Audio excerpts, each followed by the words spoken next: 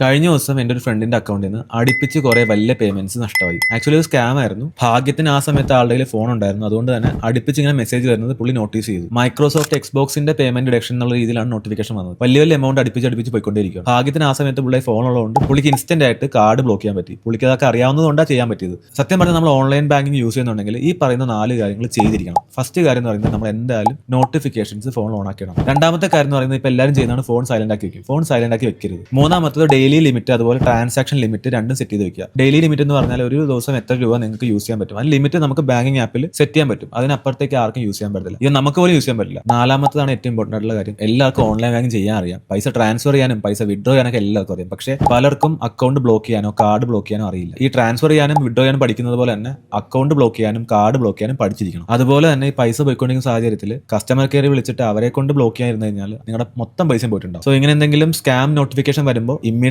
ആയിട്ട് മൊബൈൽ ആപ്ലിക്കേഷനിൽ കൂടെ തന്നെ കാർഡ് ബ്ലോക്ക് ചെയ്യാൻ നിങ്ങൾ പഠിച്ചിരിക്കണം. മൊബൈൽ നോട്ടിഫിക്കേഷൻ ഓഫ് ആക്കി മൊബൈൽ സൈലന്റ് ആക്കി വെക്കുന്ന ഒരുപാട് പേര് എനിക്ക് പരിചയമുണ്ട്. അങ്ങനെയുള്ളവരാണ് ഈ സാഹചര്യത്തിൽ പെടുന്നതെങ്കിൽ ഒന്നും ചെയ്യാൻ പറ്റില്ല.